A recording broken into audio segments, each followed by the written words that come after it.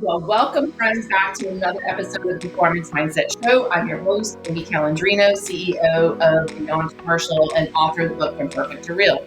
The show is all about leveling up in business, leadership, and life by shifting how you think, grow, and lead. Each week, I bring you real conversations with top performers and mindset experts who are building big lives on their own terms. If you're ready to ditch perfection, trust your path, and grow with intention, you're in the right place. Be sure to subscribe and let's get into it. So, Nick, today's guest knows a thing or two about performance on and off the water. Before he was closing multi-million-dollar deals, Nick Jones was a pro wakeboarder competing on the world tour and landing on the podium. And in 2015, you tackled your first value-add commercial real estate deal, and since then, he's built Alakai Capital into a powerhouse with over $250 million in acquisitions and 800,000 square feet under management. Nick's portfolio spans industrial, retail, office, and medical space, all grown brick by brick here in Orlando. So I'm excited to dig into his journey, mindset over time, and why you believe commercial real estate is one of the most powerful ways to build wealth in America. Welcome to the show. Amy, thank you for having me. I'm excited still to be getting here. used to all like the new cameras, and we won't even edit that out. I'm like, it used to be I looked here if I wanted to have a head-on shot, and now it's over here, and now this is here. So here we go. It's amazing. I love it. so it's like, yeah, you're the first show with like the new setups, new mics. Honored. I'm liking it. So I'm honored. Well, hopefully we knock it out of the park. Yeah, we're gonna knock it out of the park today. So I'm excited you're here, and we kind of. You have little atoms that kind of bump into each other in Orlando. We've kind of bumped into each other a few different ways. And Absolutely. I saw on LinkedIn you were on a podcast, and I'm like, oh, he's doing podcasts now. So here we go. Yeah, it seems like a good way. You spend so much time with your head down, working hard. And at some point, you learn through trial and error, you learn through studying. As you're building a career, you want to start to share some of the things, share some of the motivations, and podcasts seem like a great way to do it, especially when you have a host that knows how to pull the right questions out, get the right information together.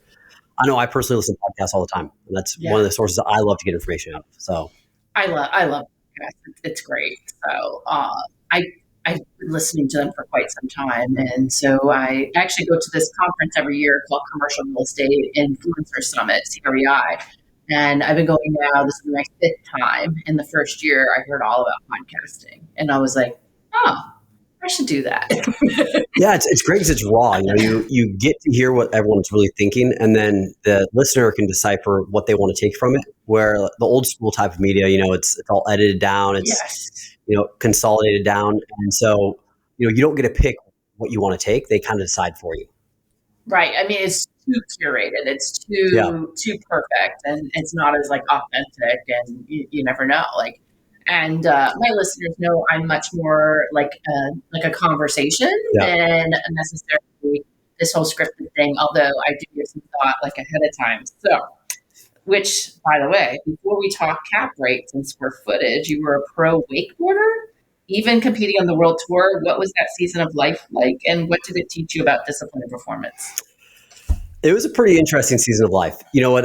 When I look back at it, what's fun about sports, wakeboarding, football, basketball, team sports, individual sports, is at a young age, you learn how to work hard. Right. And nothing is more fun for, most young individuals than sports. So if someone were like, hey, Nick, you should get into real estate and you should work really hard in your teen years and it'll help you later in life, I'd be like, I don't want to do that. Like, I want to go play around. But when you're doing like a sport, your hard work is the sport. And that doesn't necessarily, like the skills you learn, some don't translate, but the hard work does. And so what was great about that is every single day I was doing something I loved. We were traveling the world, we were talking to people, you're thrown in these uncomfortable situations with different people, different cultures. And so you're having to, simulate and adapt on the fly. And so all those tools really translate over to business. And I've seen what's, with a lot of different athletes is they end up doing pretty well in business after their sport. Yes, because I thought about that. Yeah, they learn it young. They learn about being part of a team. Ours was an individual sport, but even then, we're traveling around to all the tour stops with our teammates. So when you're on the water, you're competing with every single person out there. But when you're off the water, you're representing your companies, your sponsors, all together. So you learn a different skill set than most other paths in your early 20s and late teens. Yeah, it's interesting. I've always been into sports. I wasn't super athletic in school, but it definitely it's something I've gotten into later on in life. I started working when I was 13. I Wow. was full time, and I no time for sports, not much. But later in my life, I've gotten into like running and all that kind of things. But it's definitely the consistency, and it's all about like the mindset, and then if you're doing like a team, like working with others, and it's a lot of transferable skill. I don't think I've ever thought of it in that lens.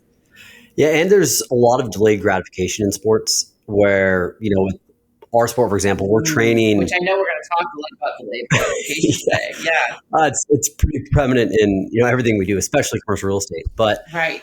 You're training year round and then you fly across the world and you have to work your butt off. So when you get there, you're at, peak performance. And if you don't, you're really going to let yourself down because, you get disqualified in the first round and I remember the first one I kind of learned the hard way. My first international competition was in Abu Dhabi, and I was so excited to go there. Leading up to it, I didn't train as hard as I could have, and I was never, the most naturally talented. I was just, I worked hard, and I didn't quite do it hard enough for that, and I got kicked out in the first round. And I was sitting there watching, some of my friends, and I was happy for them, of course, but they went through the semis and then finals, and I was, on the sideline traveling all the way around the world for it. And so, from that point, I realized like, okay, you really got to put the work in up front. Mm-hmm. And when you do, and then you make the podium, like that taste of that success is so addicting that then when you translate into business, you're constantly trying to chase that again.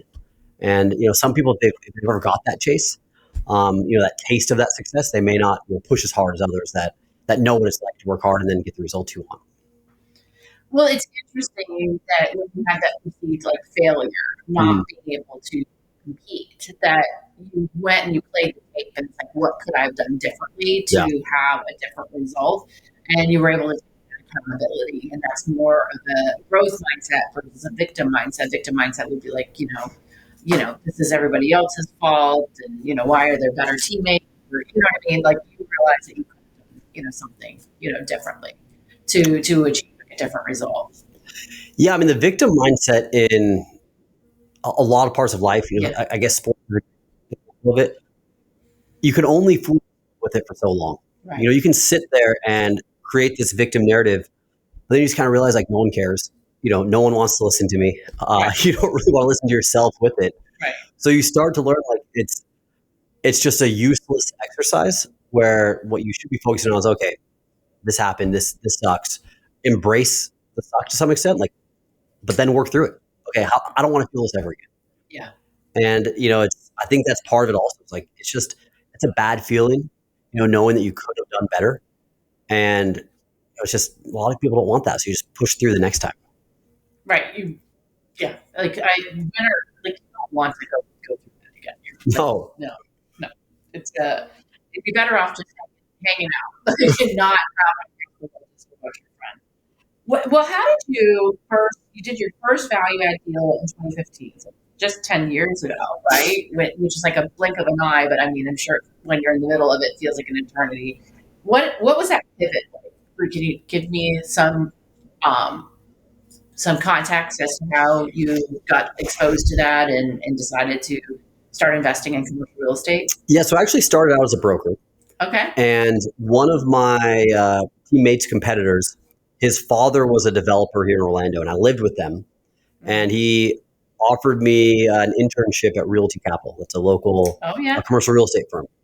And so I jumped over there as a marketing coordinator.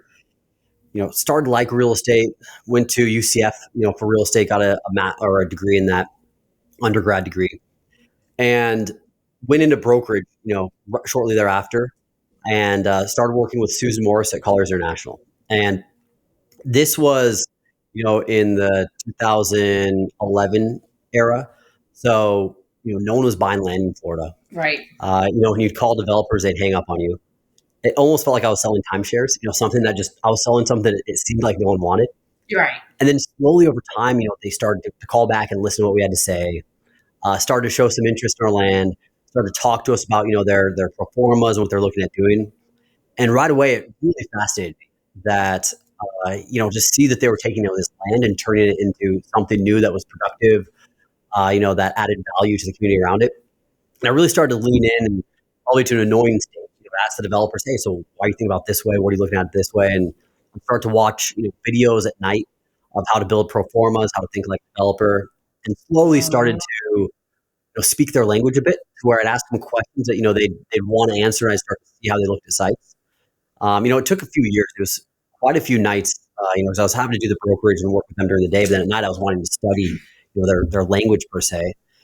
And by a few years later, a bunch of my friends that were brokers, I was talking about wanting to invest, wanting to do deals, and so an opportunity came up with a good friend of mine who said, "Well, this could be your first deal." It was a gentleman, Billy Rodriguez, over at JLL right now, and we both went to UCF together, so we both had years of kind of growing up in the industry. And he was one of the first guys to believe and say, "We talk about this, like here, this could be your one. Let's go for it." And so jumped in. It was a value add retail investment, and it worked out well. At that point, interest rates were like 2.8%. In that first deal, we got 80% loan to cost. So the climate was very right. It's, real estate goes in cycles, and this was the up ramp of the cycle that we're still in right now. So jumped into one, had success, went into another, and then momentum is such a powerful force in business. Yes, momentum. Yes, certainly is. So I had the momentum, with the market, with my relationships, and just took it off from there. And I find that Orlando, I like to feel that it's like small Lando, and it always gets like 6 degrees of Kevin Bacon. I was fine until like 2 degrees of Kevin Bacon here, like in Orlando. And it's interesting, like if you are connected, I find yes, you have some friction in business. You're going to have like ups and downs in business, but it's a very collaborative community that we live in here, and it's I think it's a good environment to be in for business and commercial real estate. Yeah, so I've been thinking about that recently. About Orlando, about the power of relationships, because everyone talks about that, and it reminded me. I heard someone the other day talk about when people give advice, they give advice from where they are at this point in their career, and the person asking for advice, maybe earlier on, generally in their career, and so they don't want to know, about what you'd say now. They want to have you think about where you were before. Right? I mean, because that's really like the space that they're in. Yeah. And so, relationships do matter. Orlando is very small, but to have those relationships matter, you have to be able to provide value to those, those individuals. Because if you're not adding value, those relationships are just drinking buddies, which there's nothing wrong with that. You can play golf with them, you can hang out, you can do whatever. But if you're looking at it from a, business mentality, right, you really have to put the foundation of, the hard work and the knowledge creation before you can really unlock those relationships. And so when I talk to people and everyone says, "Oh, your network is your net worth," I agree. If you have built the foundation of knowledge and a specialty, that then you can add a lot of value to other people, because that's really what it's about, right? Your relationships that are valuable are because you're adding value to them as they're going on their journey and you're going on your journey, and you kind of rise up together. Yeah, I'm reading a book right now called Rich Relationships by Selena Sue. It's really good. I love it. And they just talk about the different levels of relationships, and there's like circles, like concentric circles, and there's 6 levels of circles, and so you have your inner circle, and they know all your flaws, your like tendencies, all those different things, and then what the second level looks like, and the third level looks like. But then it also kind of talks about too, how to have like this give and take, and how to be valuable in your relationships. And so like my closest friends know me, they can call me for this, like the silliest things. And like, I'm down to like help them. Conversely, they can help me, too. So, I get some random like requests, and they're like, "Can't believe I'm asking stuff. I don't know who else like call." Like, this could be like roofers. It could be like, where should I put my kid in school because this is not working out, and I know you know people, and I'm like a problem solver. That's a huge compliment, right? Right. Like they know that you're probably this person that can figure it out. can figure it out for them. Yeah, I'm a really good problem solver. So like people will call me and I'm just like, okay, great, this is what I think. Okay. Or I'll be like, I need to doodle on this for a minute, and I'm going to write this down, and I'll get back to you later on tonight with my trusty pencil. So going forward, when I have Yeah. problems, I'll ask you and ChatGPT, and I'll take those and I'll make my decision. Right. Yeah. Well, you might have your phone friend. Yes, exactly. You know, and it's so interesting. So you go from one deal to another deal to another deal. And what I notice is when you're in the middle of building something or you're creating something, it doesn't really seem like anything until you get to like a certain point and then you look back and you're like, oh my gosh, I've done all that. When did you have that moment? Has it been like recently, or what deal number was it for you? And you're like, oh wow, I'm really building something. You know, that's tough because I don't know if I've had that yet. Yeah, okay. Because we're still, in the weeds of it. Yeah. We're chopping down trees. I barely get to stop back and look at the forest, but I'm trying to. I think what happened was I just got to a certain age, and the people, that I'm working with, they're getting younger. Yeah. And I've just wanted to, I know what you're yeah, it's, you're at the young professional networking events, and then you all of a sudden stop getting the invite, and then you realize the people younger than you stop getting the invite, and you're like, oh my gosh, it's happening. Yeah. But I just something changed where I felt like so many people have helped me, along my journey, and they've been, mentors. Like I mentioned, Susan Morris early on, one of my professors, Randy Anderson, or they've just been, people that I work with that I'm constantly, getting wisdom from, where I wanted to start to, give some of that back. And so that's where I started to kind of raise my head up and say, well, I want to start to, share a bit about, our journey, help where I can,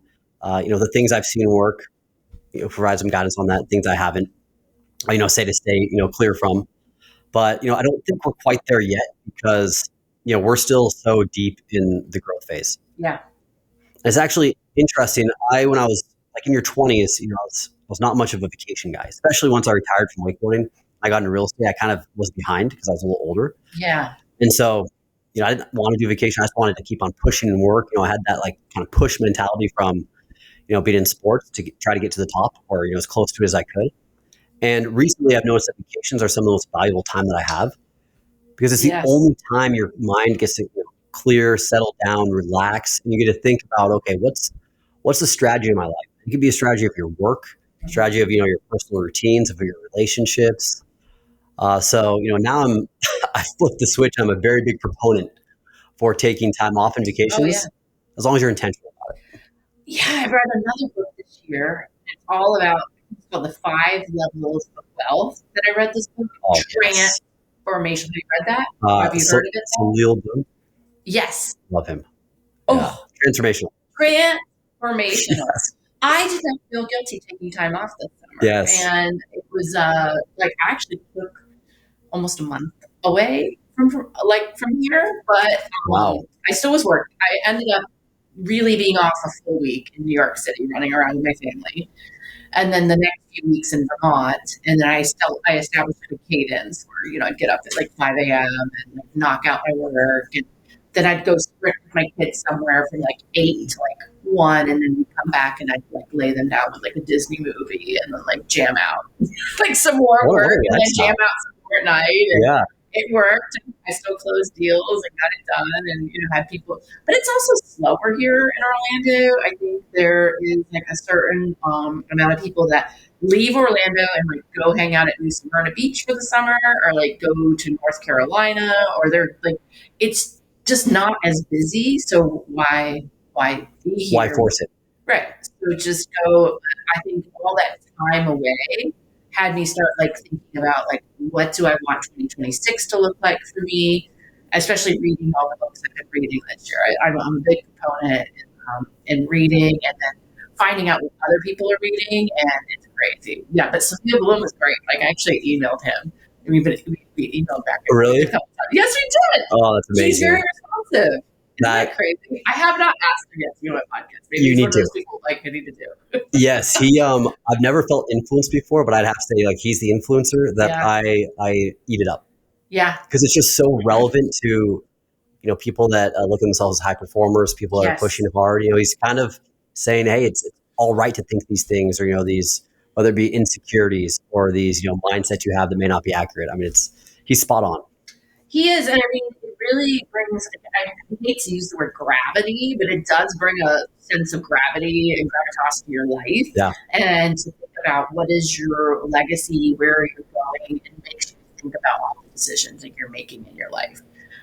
It really kind of changed my thinking a bit this year. That together with like a lot of other stuff. So I need to join your reading list. You know how Bill Gates has his reading list he puts together? You need to do that because it sounds like you're 2 for 2. It's interesting. I used to do this group called the Business Minded Bookworms. Okay. And so of course you did. Of course I did. And I actually thought about bringing it back. I actually do that like on a quarterly basis. It's just like a lunch or whatever. And yeah, it'd be really fun. Or even like a happy hour and get together. And we had like a Zoom component, and it was kind of cool. So I guess I should bring it back because it's some great books, and not like a monthly thing. That's too much of a cadence for like busy entrepreneurs. But like a quarterly thing with other people in Orlando would be a cool thing. I'd love that over a coffee. Okay, so everybody's doing this on the podcast. And then the other thing I told myself I'm going to bring back is I used to do this dinners for 8 at my house, and like I would get this whole curated menu, and then I would have like Tim over at Tim's Wine, like pair everything, and it would all have like a theme. Like I did like a Mad Men theme one night, and like all these different things. People loved it, and like they got to meet, and I made sure people didn't know each other. Oh, I love connecting people and stuff. I'm a little kooky. You are, but that's amazing. I mean, there's so many people talk about that stuff. You're the one out doing it. All right, I'm gonna make myself do this. Get this back. Bring it back. Add more to your schedule. I will have some big announcements soon. I talked to you a little bit about off camera. That will give me more bandwidth to do those things. So yeah, perfect. So, I'm looking forward to it. Kind of fun. So we talked about. We were going to talk a little bit about that whole long game mindset. So because again, a lot of people overestimate what they can do in a few months, and then they underestimate what they can do in a few years. And we kind of talked about how the whole cumulative effect of commercial real estate. I'll let you kind of share what you're thinking there. I mean, it's tough as humans to really comprehend time and how much work you put into it. So the compounding effect of commercial real estate is what makes it so attractive, especially the investment side of it. And in today's world where there's so much distraction in other types of investment vehicles, it's imperative that you really think of it that way. And I've seen it, especially over the last few years. So I've had plenty of friends go in and out of cryptocurrency, other types of speculative investments. And, some have done really well. Some may have figured out strategy. Others, there's been luck. I've seen friends, go really low on it as well. It's been a challenge between that and the stock market and other types of investments, where what I've seen with real estate personally, now that I've been in the business so long, is that the long-term approach and the compounding gains you get from it eventually are kind of like, the tortoise in the race. Right. Because when we look at deals, if you're, cash on an investment is, high single digits or somewhere in the low single digits, and you keep on doing that year after year, and you're strategic with that investment into, other deals and expanding your investment horizon, it really starts to pay dividends over time and creates a lot of wealth. Yes. That can change the way that a family operates. Well, I work with a lot of small businesses, and some of them lease, which is great. I think until you cash flow, you really shouldn't buy. But then many of them have the opportunity to get like owner occupied, real estate, which is a huge play. And it might take a little longer because real estate is scarce. I feel like sometimes it's a bit of musical chairs here in Orlando. Is like trying to find spaces in areas like the park, and otherwise vacancy rates are so low. But you create this equity that you can deploy for, and roll into other things versus just, continuing to be a tenant. Although we love tenants and for owners, if we lease out to them. But I think it's also great when you become an owner and you can grow a portfolio. Yeah, it really depends on the strategy. I've talked to some tenants that, their return on their money is so high in their company. Right. They just keep on reinvesting in the company. It doesn't make sense for them to open. Others that are more lifestyle companies that, are just growing a foundation for their family, it probably makes more sense to own their real estate because they're not trying to open 30 locations, whatever it may be. Exactly. So the way that they're using their capital and looking at it is very different. And you just got to be honest with yourself and say, what do I want to be in 5 years, in 10 years? How do I want to use this capital? Do I want to try to scale and then, lease more? Or do I want to try to, just build a solid, foundation and a future for my family? Well, yeah, you just be intentional about it. Like, I think if you're definitely scaling dozens upon dozens of a concept, and then you plan to maybe eventually sell it to someone else and sell it off or whatever, I think it's definitely leasing. You're going to get a lot more momentum versus maybe you're thinking 5, 10, and this is also your portfolio for yourself. It's like a forced, savings, then it could make sense. So, and we even have some of our investors right now. They have retail concepts that they lease their locations and then they invest in our real estate deals. Yes, because it creates that diversity, and then they're just looking at it as an investment, right? So then they have flexibility with their company if they want to, increase size, decrease their size, whatever they want to do, while then still have their savings be somewhat involved in real estate. So they have their allocation between, all the different asset classes. Oh yeah, I think looking at like an LP in real estate or finding a way to invest in real estate is a great tool. Like if you don't want to own your own real estate. Yeah. Yeah. Yeah. And we're seeing, with the recent tax bill that passed, that the accelerated depreciation went back to 100%. It's unbelievable how tax advantaged real estate ownership is. Right. I've always been in real estate, since I retired from wakeboarding. So it's been the career that I've known. So I've known, the tax loopholes, whether it be, or the tax strategies, I should say, whether it be 1031s or, cost segregation with accelerated depreciation. So then, I just assumed that most industries had that. And when I talk to people in other industries that don't have these tax advantages, it's amazing how much of their growth in capital they're having to pay back in taxes. Mm-hmm. Where, what we're doing, it's deferred. So you still have to pay it eventually.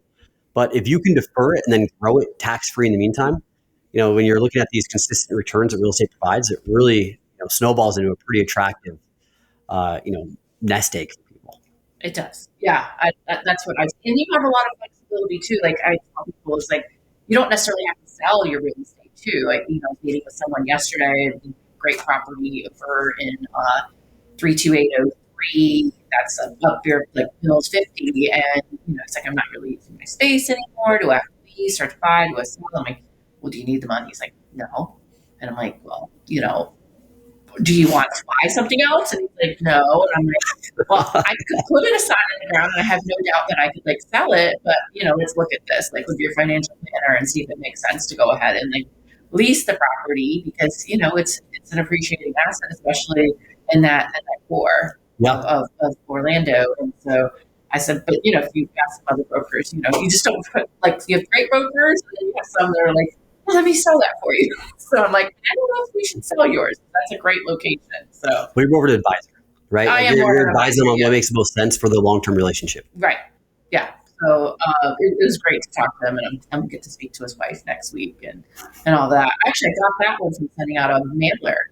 I guess he kept a drawer full of cards he got with people's like listings and marketing materials, and he pulled out his drawer and called, and I was the first person to call him back, which I always think is my competitive advantage.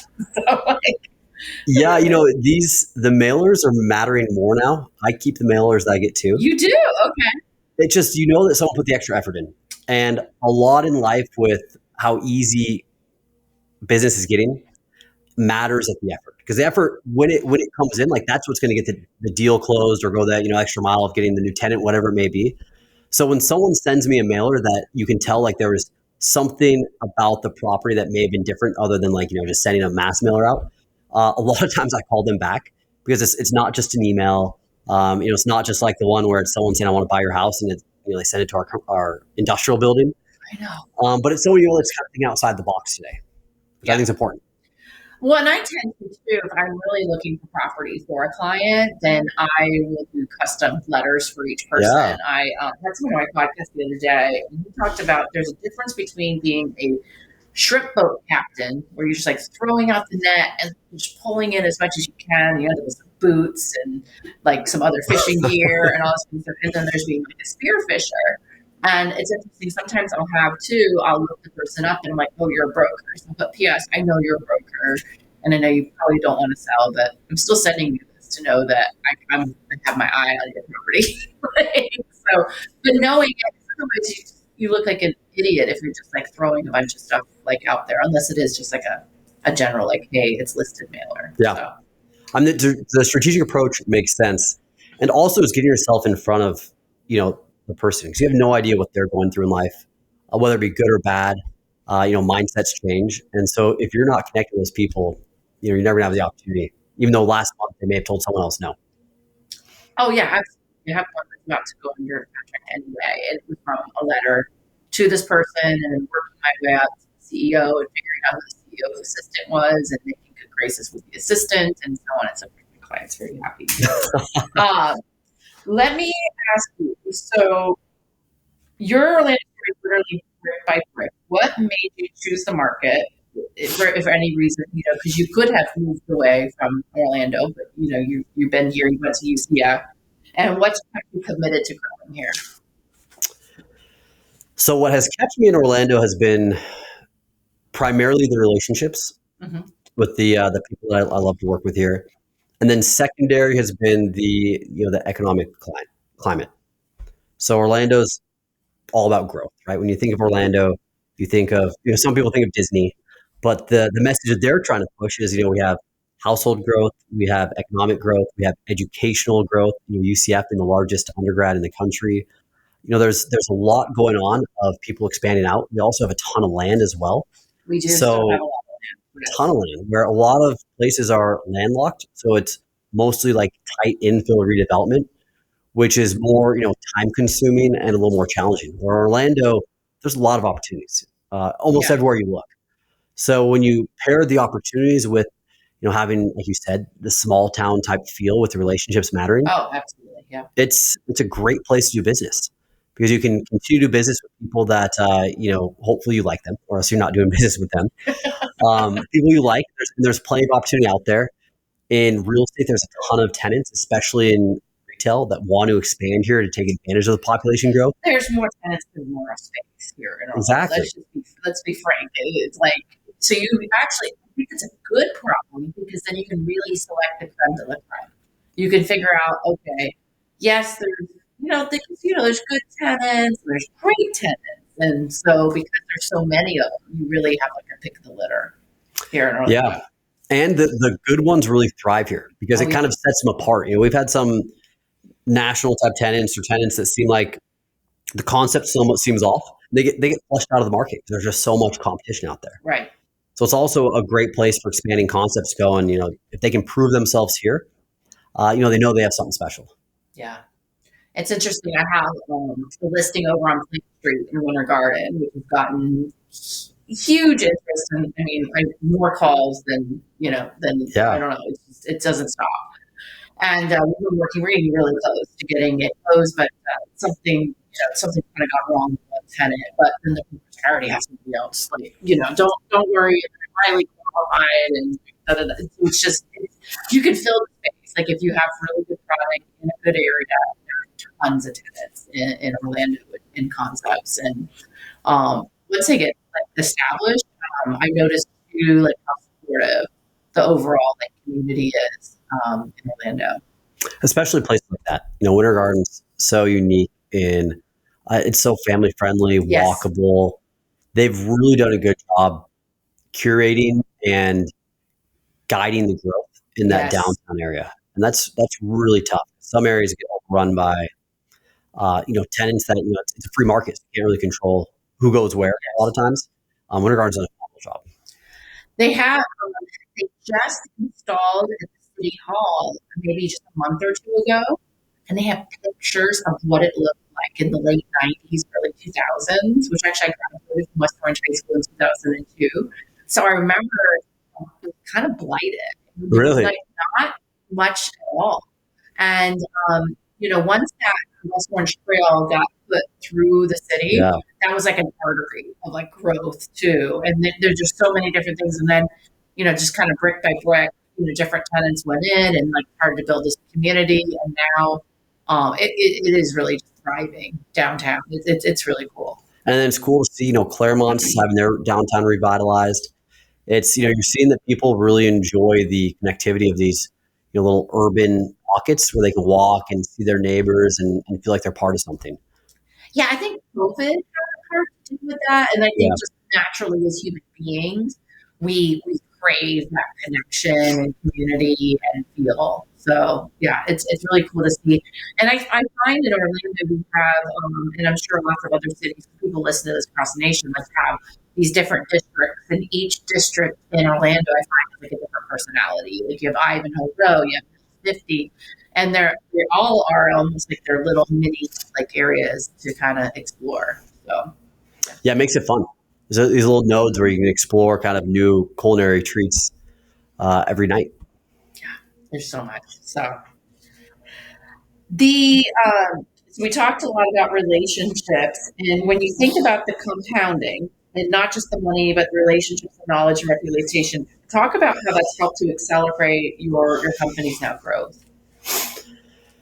So the compounded relationships really just comes down to trust, where you've spent time with other individuals kind of across for us. When we talk about business, when you're a developer and investor, you're working with a dozen different consultants at every single time.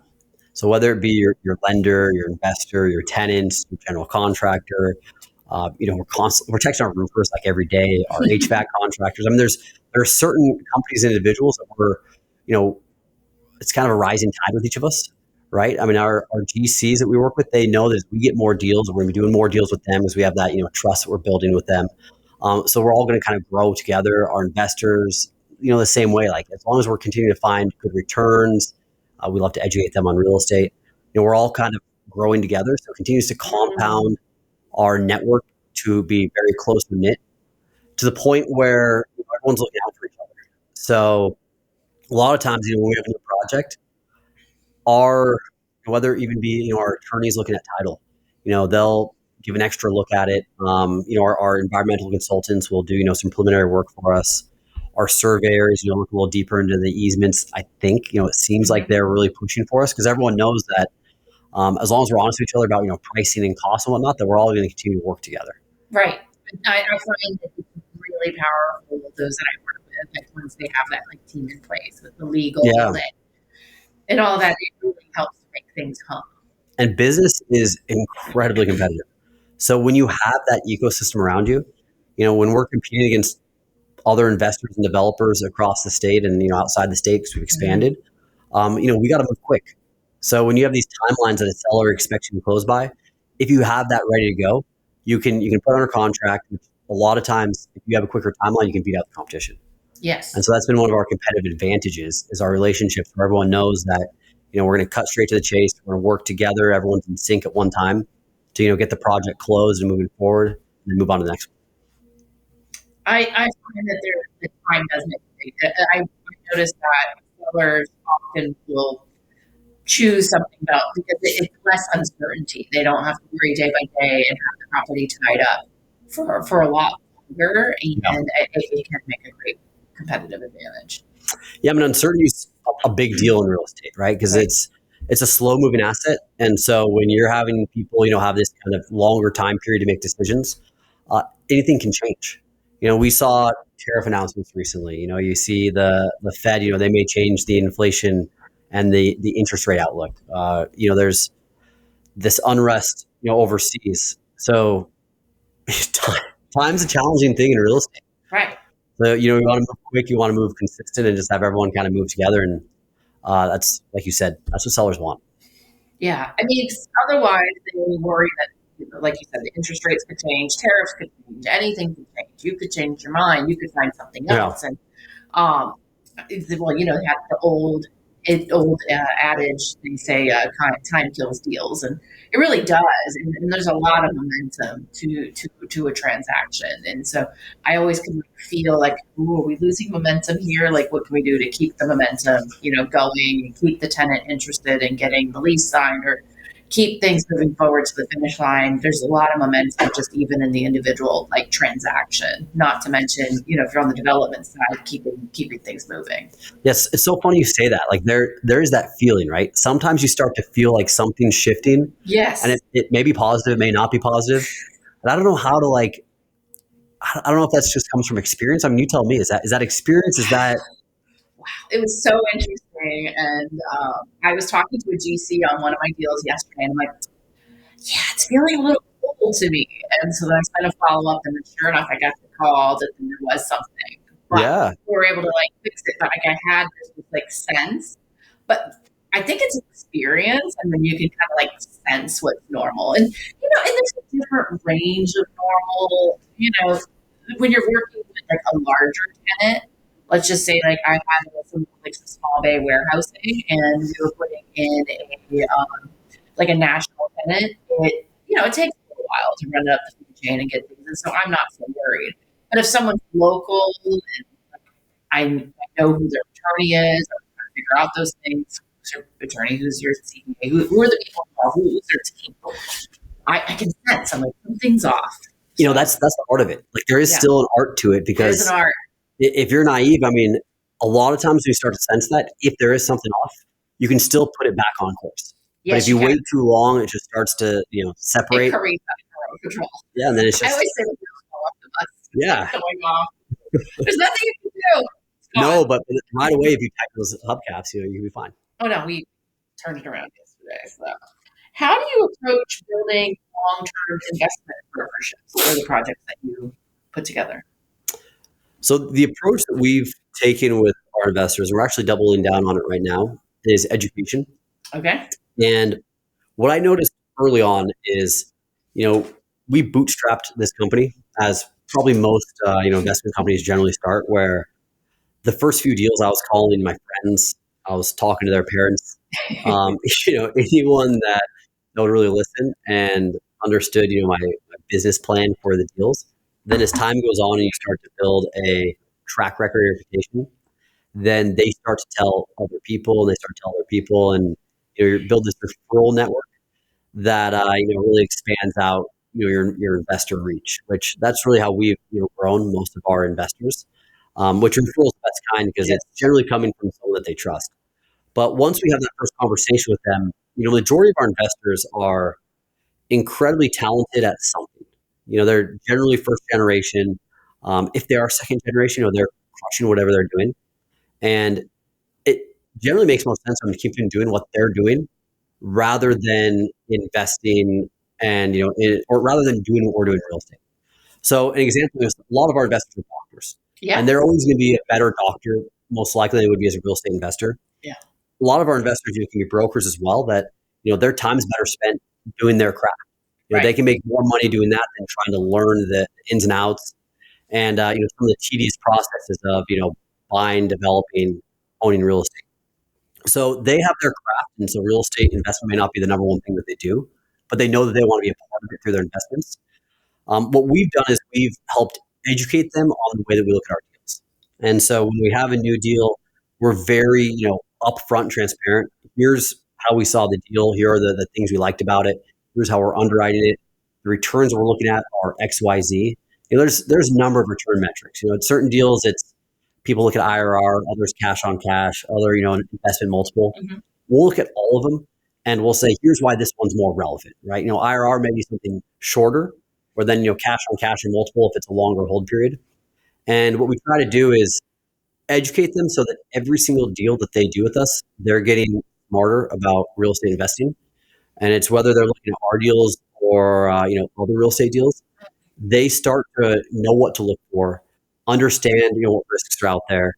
And I've noticed in our conversations when I talk about new deals, the questions they're asking are from a lot better foundation of knowledge. They're asking about the tenant credit, the lease terms, what kind of annual increases we have, things that on the first deals they'd never ask. Right. So at this point, on average, our investors have invested 5 times with us per investor. So we have a lot of repetitive individuals coming back, and obviously the investments have to perform, the returns have to be there, but I think the educational component of it allows them to feel more confident in their investment and in their knowledge base on the industry. It's funny, I wrote down the word confidence. So Yeah. you were talking a little bit ago about how you get like this sense when you're doing something a while, like you feel it, like you feel confident because you have that experience. But I think you are building confident investors, and so I think they invest for the first time, they work great, but maybe they learn along the way what you're looking at and how that lens you're looking at, so they feel more confident, and they maybe they could bring an interesting point to you too. Like it sounds like it's more like a relationship, a symbiotic kind of relationship that you have. Oh yeah. I mean, like I said, our investors are generally pretty fascinated individuals because they're top of their craft and whatever they're doing. So I'm always learning from them because I know one segment of the market, real estate investment, and they're all walks of life. So whether it be tech or like I said, medicine or entrepreneurship, I learn from every single day. And one of the interesting things that we talked to them about, and we really harp on, is the idea of understanding risk. And there's this kind of subconscious notion that people have that if they make money in an investment, it was a smart investment. And there's plenty of investments that I've seen people make. We've made some as well that we got lucky. And I'm all about luck, right? It's amazing. We want to set ourselves up for luck, but you need to assess your investment. Say, okay, we made money, but let's digest where was the risk, where could it have gone wrong, and sometimes you just get lucky. Yeah. And that doesn't mean you want to repeat that. It means that you got lucky, great, take your gains. But next time, think about what could have gone wrong and readjust, your different parameters. And so when we're talking to our investors, we're constantly looking at what the risk factors are. We're communicating with them, here's where things can go sideways. Here's how we're trying to mitigate against that. So that also they're understanding, the potential downside, because there always is with investments. Yeah, I mean, I think pointing out from the beginning what could be, a risk. Like maybe it's more of an up and coming area, and kind of there could be a challenge, or whatever those downsides could be, and articulating them up front, it makes for a smoother experience for everybody. Yeah, I mean, for sure. We look at it as, you're jumping on with someone as an investor, and I invest with others in real estate. I invest in other types of deals. Private equity type, is you're really just picking your ship and your captain, and then that investment's going out to sea. And hopefully it's a calm journey all the way through. But if you hit a storm, you're deciding, did I pick a ship and a captain that I know is going to weather this storm as good as possible? Because there's always the potential for economic risk, and there's a lot of risk that you can't control. The ones that we can, we're constantly focusing on it and trying to hedge against it. But there's going to be larger, macroeconomic situations that could come up, and then it's, did I pick the team that I know is going to perform and adjust and make the right decisions in those scenarios? Right. I mean, you don't want the captain that is going to just jump into the lifeboat, like because things are not working out. Like you want the one that's going to be like, all right, how do we get through this? How do we navigate this situation? Or the captain that says it's sunny out when you see this massive tsunami coming towards you, right? You got to be realistic about the investments and the decisions you're making. Yeah, well, everything always has humor on it. Like there's nothing that's ever really perfect. I've yet to find like the perfect investment, or there is no such thing as perfection in life. There's always going to be something there. So, well, I really enjoyed our conversation. If we're having this conversation in 5 years from now, what's the vision for Alakai Capital, and how does Orlando, Florida, and all of that fit into it? So first of all, Orlando is my home.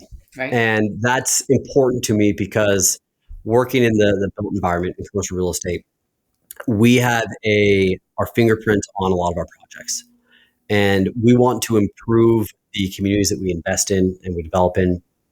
And, being here, I'm part of that community. So we're a hungry team. We love winning together. We definitely have a team mentality as we're growing. And so right now, a lot of our investments and developments are somewhat small. We're building single tenant restaurants. We're taking small strip centers, renovating them. as we grow up as a company. And as we continue to grow, we want our investments to grow and the scope of them to grow to where they're touching more of, the people in the community's lives. And so in 5 years, I'd love for some of our projects to, touch people's lives from the morning coffee they have to the way they spend their day at work or in their wellness routines, their evening wine with friends, maybe where they put their head down to rest, just to, create positive change and energy, for people in the communities that we touch. I just had this conversation with someone yesterday too. It's like that real estate is something that you touch and you live and you breathe and you don't even realize in your daily basis.